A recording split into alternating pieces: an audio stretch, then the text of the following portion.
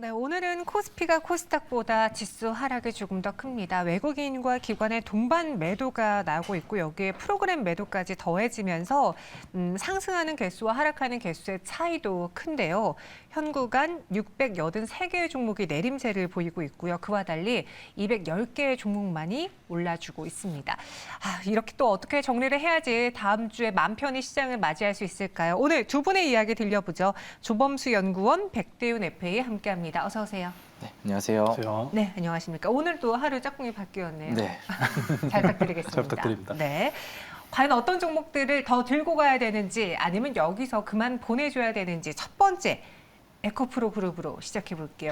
오시자마자 굉장히 어려운 질문 드려서 죄송한데 이 MSCI 편입 불발에 막자까지 더해지면서 에코프로가 오늘도 조금은 주춤하고 있고요. 그와 달리 에코프로 BM은 그래도 반등을 나타내고 있습니다.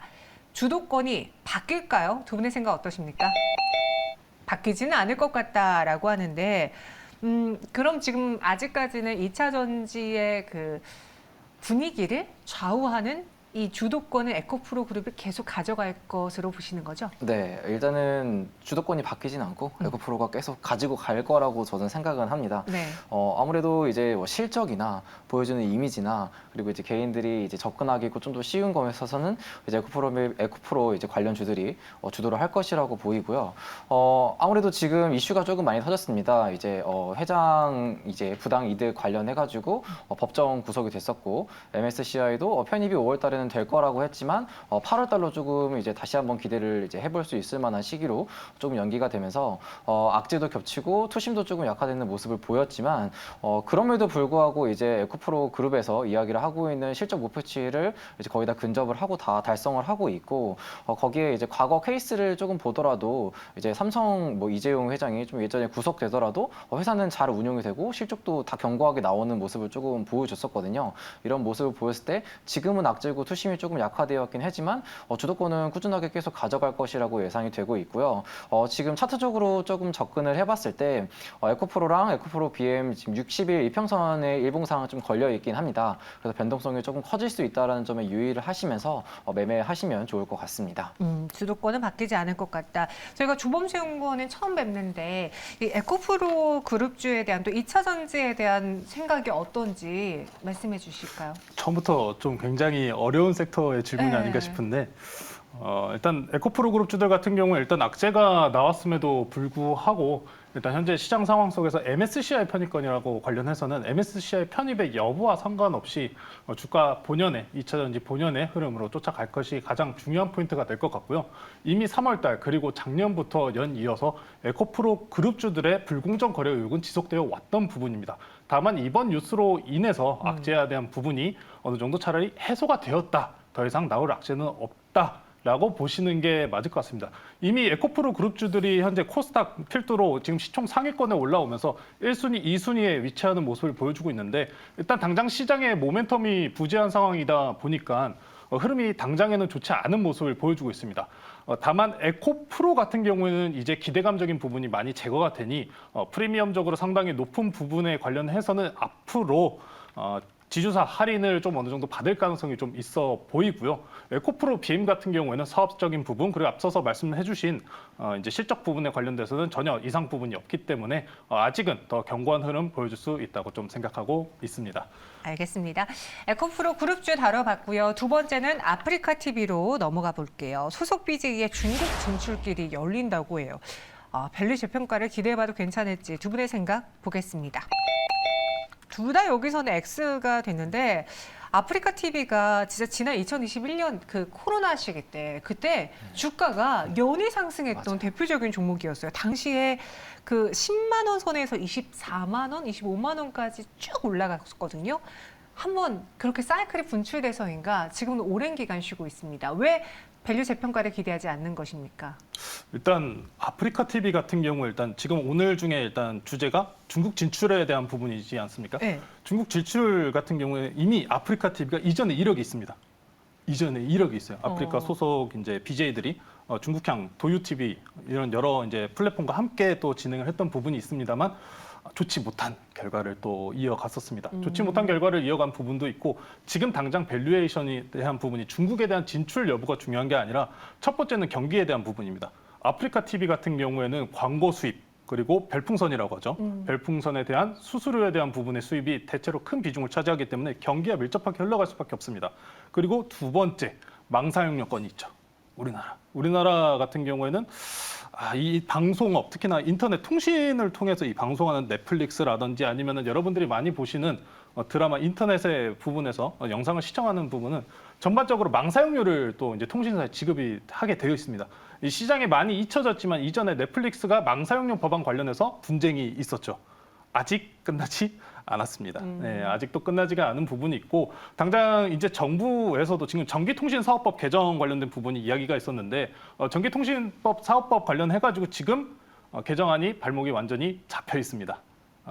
통과 여부가 지금 불투명한 상황이기 때문에 저는 기본적으로 일단 경기에 대한 회복 구간을 확인하고 그리고 망사용료 지불권에 대한 전기통신사업법 개정을 확인하고 난 뒤에 들어가도 늦지 않다고 보고 있습니다. 그래서 이 진출길이 열린다 여기에 막 과한 의미 부여를 하기엔 이전에도 실패를 맛봤던 사례가 있기 때문에 그렇게 큰 트리거가 되지는 않을 것 같다. 지금 아프리카 TV는 아직 해결해야 될 사안들이 많다. 그래서 나는 X를 줄 수밖에 없다라고 정리를 하겠습니다. 마지막으로는 케어젠 볼게요. 건기식 수출 본격화에 주가가 우상향하고 있습니다. 잡아봐도 될지 확인해 볼게요. 여기선 5로 일치가 되는데 요즘 뭐 비타민이라던가 루테인 이런 것도 안 먹는 분들 없잖아요. 맞아요. 안 먹으면 안 되더라고요. 네, 제 주변에도 저희 김세영 아나운서는 막 하루에 11알씩 먹어서 너 그 약물 중독된다 막 그랬는데 이 건기식 그만큼 내 몸을 챙겨야 된다라는 그게 강하거든요. 케어젠이 그 효과를 볼 수 있습니까? 맞아요. 사실 시간이 조금 지나면 지날수록 없이는 못 살겠더라고요. 네.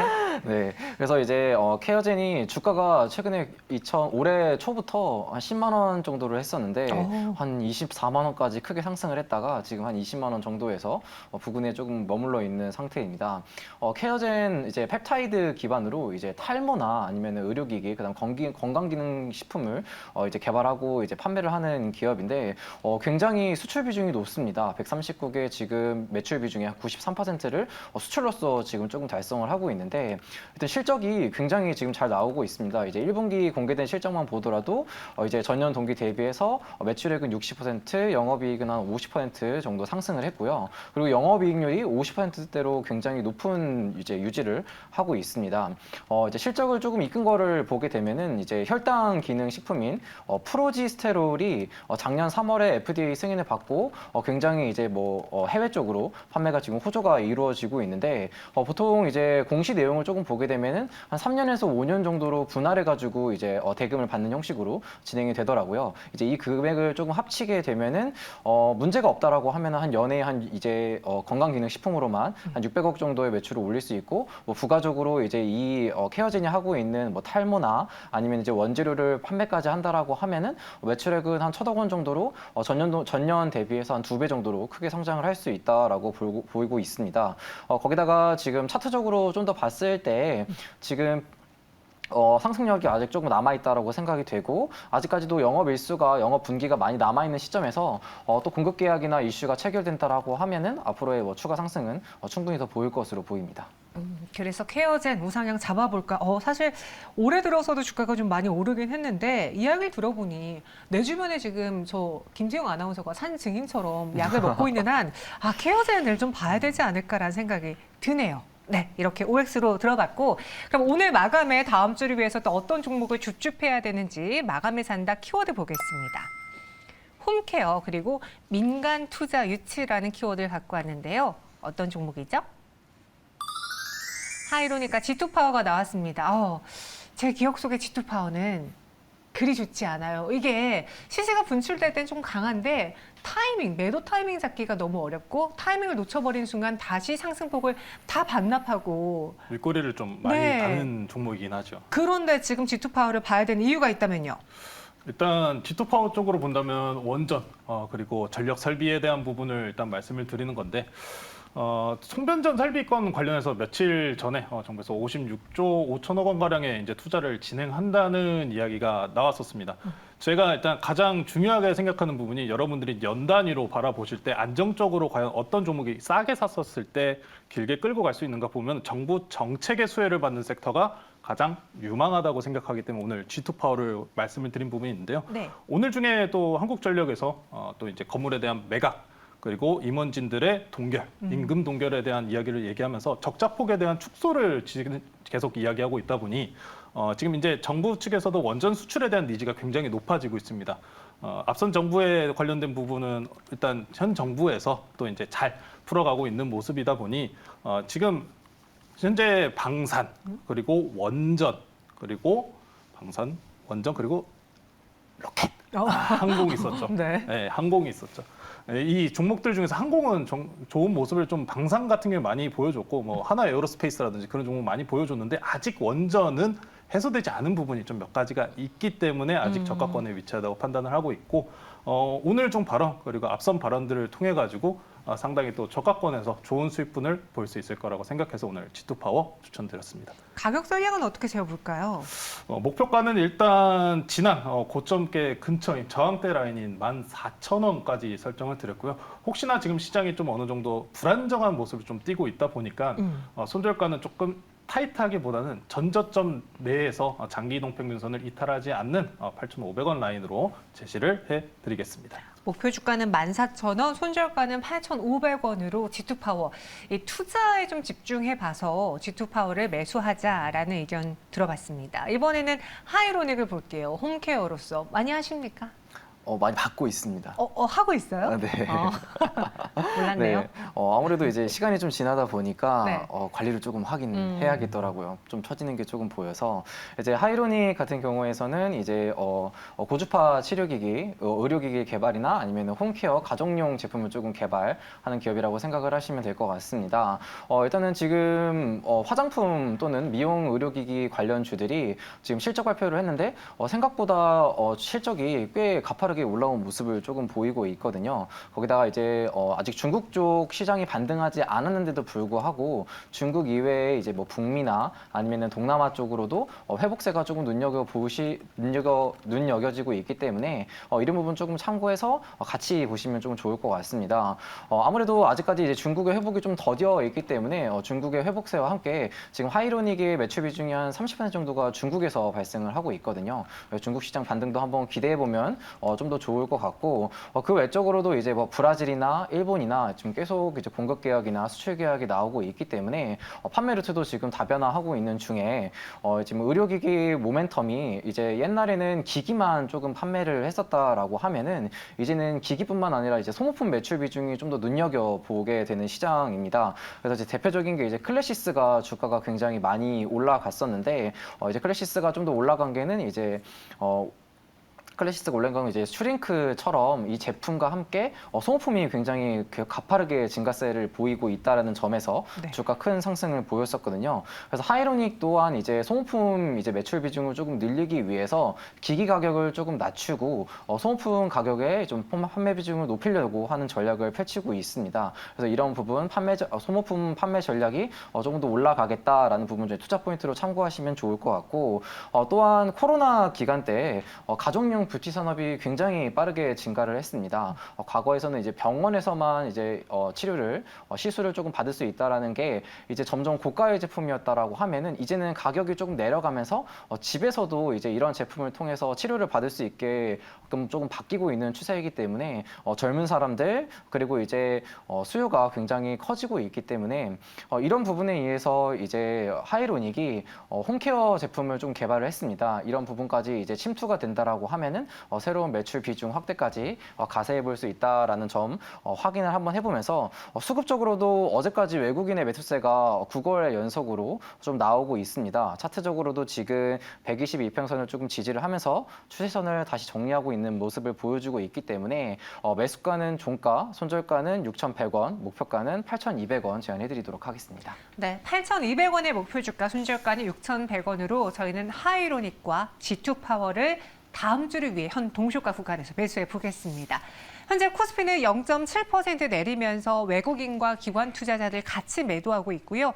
2,473.56으로 코스닥은 0.37% 하락한 821.48로 마감을 준비하고 있습니다.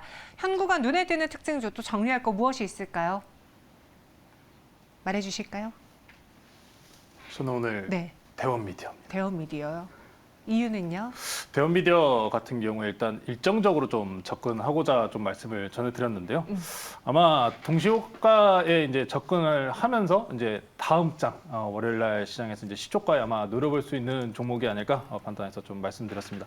대원미디어 같은 경우에는 이제 장난감 회사로 이제 많이들 알고 계실 텐데 일단 15일날 일정적으로 마이크로소프트 그리고 블리자드 빅딜 관련해서 유럽에서 또 발표가 있습니다. 개별적인 호재에 좀 많이 집중해서 대원미디어를 추천을 드렸는데요. 지금 시장이 아마 처음에 말씀드렸다시피 모멘텀이 없는 시장입니다. 지금 당장 흔들림이 강하고 개별 호재에 굉장히 민감하게 움직이는 시장이다 보니까 좋은 호재가 나왔을 때 더 추가적인 상승분을 기대할 수 있어서 오늘 동시효과 특징주는 대원미디어로 결정했습니다. 네, 대원미디어 봤고요. 백대윤 FA는 어떤 종목을 꼽았습니까? 네, EV 첨단 소재를 가지고 와봤는데 오, 요즘 말이 많은 종목인데요. 맞아요. 네. 오늘도 이제 거의 22% 정도의 큰 상승을 조금 보여줬습니다. 이제 개인 투자자들이 조금 많이 투자를 했다라는 종목이기도 하는데 지금은 19% 정도 상승을 보여주고 있는데 일단은 EV 첨단 소재가 투자한 이제 프롤로지움 테크놀로지 이제 대만 회사인데 프랑스의 배터리 공장 이제 설립 소식에 오늘 상승하는 모습을 조금 보여줬습니다. 그래서 이제 EV 첨단 소재가 21년도에 이제 대만의 전고체 배터리 회사에 한 850만 달러를 투자를 했었는데 이제 프랑스의 첫 공장을 이제 가동을 해서 26년도에 이제 시작을 하겠다라는 이슈와 함께 오늘 상승하는 모습을 보여줬습니다. 아무래도 이제 주력 산업이 이제 FPCB 사업인데 리튬 신사업을 하겠다라는 이슈로 주가가 한번 굉장히 가파르게 급등을 하고 또 조정을 받는 모습을 보여주고 있습니다. 하지만 조금 실적을 보게 된다라고 하면은 지금 단기 순손실을 조금 내고 있는 모습을 보여주고 있거든요. 그래서 이제 실적이 아닌 조금 테마성으로 움직이는 모습이 좀 더 강하기 때문에 투자하실 때 조금 유의를 하시면서 접근을 하시면은 좋겠습니다. 네, 그리고 명신산업이 오늘 오후장에 또 실적이 나왔는데 1분기 영업이익이 전년 동기 대비 크게 증가했다는 소식이 나오면서 주가가 현 동시효과 구간에서 10%의 급등을 유지하고 있습니다. 최근에 워낙 시장에서 재료가 없다 보니까 실적이 전년 동기 대비 대폭 증가한 기업들 위주로 강한 매수가 실적이 발표되자마자 들어오는 모습이 계속 반복되고 있네요. 현재 코스피는 0.64% 내린 2,475로 오늘 장도 하락을 피하기는 어려워 보이고요. 코스닥은 0.31% 약세에 822선에서 움직이고 있습니다. 저희가 오늘 실시간 특징주 시간에 다뤄드렸던 CFD에 따른 반대 매매 소식에 몇몇 종목들이 하한가 혹은 20% 넘는 급락을 보였는데 그로 인해 코스닥의 시장에 대한 불안감을 또 다시 키우기도 했었습니다. 지금까지 마감 동시효과 함께했습니다.